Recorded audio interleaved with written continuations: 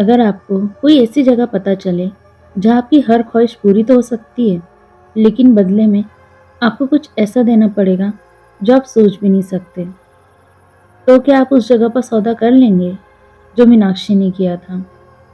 और उस रात उसने जो खोया, आपको आगे कहानी में पता चलेगा कि मीनाक्षी के साथ क्या हुआ। रात के ठीक 12 बज रहे थे और वही मीनाक्षी पुरानी हवेली के सामने खड़ी थी। उसकी सांसें बहुत तेजी से चल रही थीं। आसमान में बादल इतने ज्यादा छाए हुए थे कि चांद की रोशनी भी जमीन तक नहीं पहुंच पा रही थी। वहां की हवा में ठंडक थी, जैसे कोई अनदेखी चीज मीनाक्षी के आसपास ही घूम रही हो। मीनाक्षी ने थोड़ा डरते हुए इधर उधर देखा, फिर अपने फोन की टॉर्च को ऑन किया। उस रोशनी में उसे हवेली का टूटा हुआ दरवाजा दिखाई दिया, जो हवा में धीरे धीरे किर किर की आवाज के साथ हिल रहा था।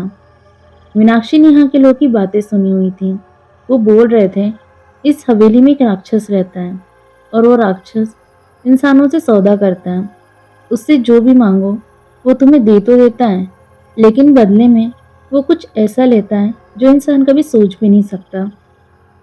मीनाक्षी दिल्ली की एक बड़ी कंपनी में काम करती थी, लेकिन उसकी जिंदगी मानो पिछले 1 साल से बिल्कुल खत्म सी हो चुकी थी, जिसकी एक वजह थी उसका बॉयफ्रेंड, जिससे वो शादी करने वाली थी। लेकिन वो मीनाक्षी को छोड़कर किसी और के साथ चला गया, क्योंकि वो एक अमीर घराने की लड़की थी और उसके पास बहुत पैसा था। उस दिन के बाद से मीनाक्षी एकदम टूट सी चुकी थी। इस वजह से वो बीमार सी दिखने लगी थी। फिर एक दिन उसके ऑफिस में सब लोग बैठे बातें कर रहे थे। तभी एक लड़की ने मजाक में कहा, तुम लोगों ने वो सुना है, अगर किसी चीज को सच में पाना हो तो उस पुरानी हवेली वाले राक्षस से सौदा कर लो।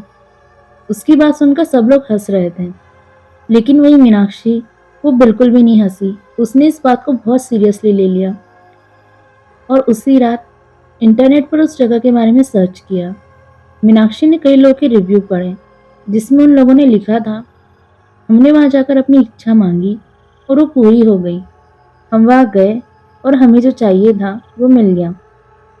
लेकिन एक चीज हर स्टोरी में कॉमन थी, किसी ने भी यह नहीं बताया था कि उन लोगों ने बदले में क्या दिया।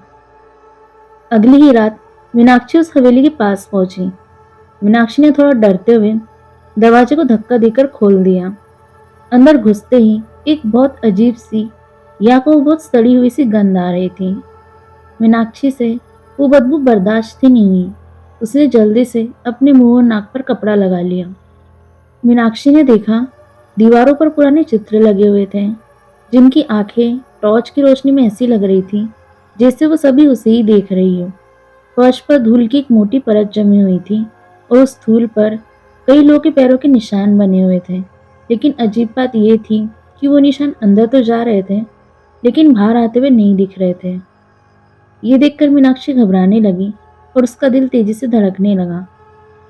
तभी अचानक से हवेली के अंदर से एक भारी सी आवाज आई, कहो, क्या चाहिए तुम्हें? वो आवाज सुनकर मीनाक्षी एक पल के लिए बहुत डर गई। फिर उसने टॉर्च उस तरफ घुमाकर देखा जहां से वो आवाज आ रही थी, लेकिन वहां कोई नहीं था। वो आवाज फिर से आई, तुम मुझे ढूंढ रही हो, अब मैं तुम्हारे सामने हूँ। तभी मीनाक्षी की टॉर्च अचानक से बंद हो गई। वहां हर तरफ अंधेरा हो गया और उसी अंधेरे में एक बहुत लंबी आकृति धीरे धीरे उसके सामने उभरने लगी। उसकी दोनों आंखें बहुत लाल थी, एकदम धधकते आग की तरह। उसके चेहरे पर एक कृपी सी मुस्कान थी। मीनाक्षी उसे देखकर समझ गई कि यही राक्षस है। उस राक्षस ने मीनाक्षी से कहा, बोलो, क्या चाहती हो? मीनाक्षी ने थोड़ा डरते हुए कहा, मुझे वो इंसान वापस चाहिए। मीनाक्षी की बात सुनकर वो राक्षस हंसने लगा। उसने मीनाक्षी की तरफ देखकर कहा, प्यार, इंसान सबसे ज्यादा मूर्ख इसी चीज से बनते, लेकिन मैं तुम्हारी इस इच्छा को पूरी कर सकता हूँ। मीनाक्षी ने आंखें झपकाते हुए कहा, कैसे? राक्षस ने मीनाक्षी के थोड़े करीब आकर कहा, इतना करीब कि उस राक्षस की ठंडी सांसें मीनाक्षी के चेहरे को छू रही थी। बस तुम्हें मुझसे एक सौदा करना पड़ेगा। मीनाक्षी ने पूछा, क्या चाहिए तुम्हें? उस राक्षस ने जवाब दिया, तुम्हारी सबसे कीमती चीज। मीनाक्षी ने मन में सोचा, मेरे पास पैसा है, घर और जॉब भी है। फिर उसने राक्षस से कहा, तुम पैसे ले लो। मीनाक्षी की ये बात सुनकर राक्षस और जोर से हंसने लगा। फिर उसने मीनाक्षी से कहा, मुझे ये सब नहीं चाहिए, ना तुम्हारा पैसा, ना घर, ना गाड़ी। मुझे किसी चीज की कोई कमी नहीं है। मुझे बस भूख है तो एक चीज की, वो है तुम्हारा खून। मीनाक्षी कुछ भी समझ नहीं पाई। उसने कहा, खून? लेकिन क्यों? राक्षस ने कहा, मैं तुम्हें वो इंसान वापस दे दूंगा, लेकिन बदले में तुम्हें सप्ताह के एक दिन मुझे अपना खून देना होगा। ये सुनकर मीनाक्षी चुप हो गई। कुछ सेकंड तक हवेली में सिर्फ हवा की ही आवाज गूंजती रही। फिर मीनाक्षी ने राक्षस से पूछा, अगर मैंने इसके लिए मना कर दिया तो? राक्षस ने बोला, तो तुम वैसे ही जियोगी जैसे अभी जी रही हो, अधूरी जिंदगी। ये सुनकर मीनाक्षी की आंखों में आंसू आ गए। उसने खुद से कहा, मैं अपना खून, वो भी हर हफ्ते, ये कैसे होगा? फिर उसने अपने प्यार के बारे में सोचा, जिसे वो पाना चाहती है, जिसके बिना उसे लगता है कि उसकी जिंदगी खत्म हो गई है। मीनाक्षी को अपने प्यार को वापस पाने की इतनी तलब थी कि वो सही गलत को समझ ही नहीं पा रही थी। तभी उसने मन में कुछ सोचा। फिर कुछ सेकंड बाद उसने राक्षस से कहा, मैं इसके लिए तैयार हूँ। राक्षस ने मुस्कुराकर कहा, इंसान हमेशा यही गलती करते हैं। सौदा पूरा हुआ।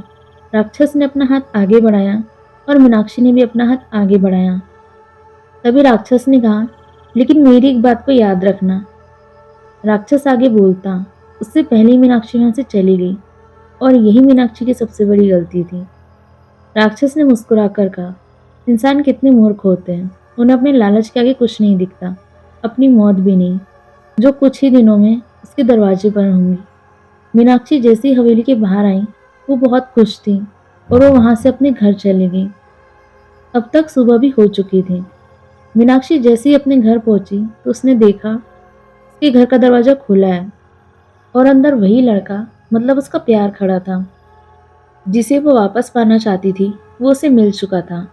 वो लड़का मीनाक्षी को देखकर मुस्कुरा रहा था और उसने मीनाक्षी को गले लगाते हुए कहा, मीनाक्षी, मैं वापस आ गया। मीनाक्षी उसे बस देखती रह गई। कुछ सेकंड बाद मीनाक्षी ने उससे शादी के लिए कहा, तो वो लड़का मान गया। मीनाक्षी शादी की तैयारियों में लग गई। ऐसे दिन बीतते गए और 3-4 दिन बाद उसे याद आया कि कल सप्ताह का आखिरी दिन है।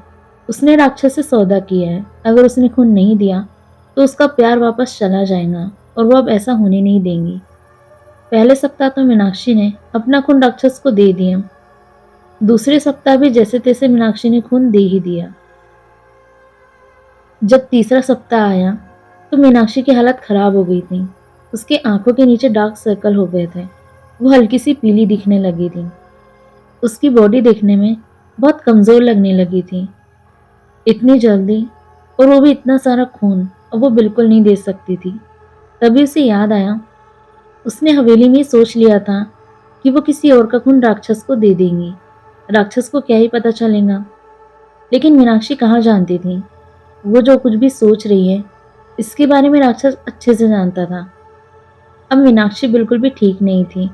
उसकी हालत नहीं थी कि वो हवेली तक भी जा पाए। और उसी दिन मीनाक्षी को अपने आसपास हर जगह वही राक्षस दिखने लगा, जिसे देखकर वो डरने लगी।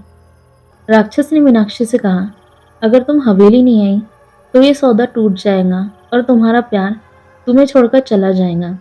लेकिन मीनाक्षी समझ गई थी कि उसे हवेली तो जाने ही पड़ेगा। वो खराब हालत में ही खून लेकर उस हवेली पहुंची। राक्षस मीनाक्षी को देखकर मुस्कुराया और उसने मीनाक्षी से कहा, आओ मीनाक्षी, किसका खून लेकर आई हूँ? अपने प्यार का। मीनाक्षी ये बात सुनकर बिल्कुल ही हैरान रह गई। तभी राक्षस ने हंसते हुए कहा, इंसान मूर्ख होता है, तुम्हें क्या लगा मुझे पता नहीं चलेगा और तुम मुझे बेवकूफ बना दोगी? तुम खून लेकर आई भी तो किसका? अपने प्यार का, वो प्यार जिसके लिए तुमने मुझसे सौदा किया था। ये खून का सौदा है जो तुमने किया था, अब इसे निभाऊंगी भी तुम ही। तुमने उस दिन मेरी पूरी बात सुनी ही नहीं और खुशी के मारे यहाँ से चली गई।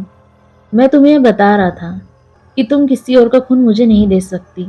मैंने तुम्हें छुआ था, मैं तुम्हारे खून को पहचान सकता हूँ। अगर किसी सप्ताह तुम अपना खून नहीं दे पाई तो तुम्हें अपनी जान देकर इस सौदे को पूरा करना होगा। मीनाक्षी ने रोते हुए कहा, तुम ऐसा नहीं कर सकते। और भी तो लोग यहाँ से जिंदा गए हैं, लेकिन मैं ही क्यों?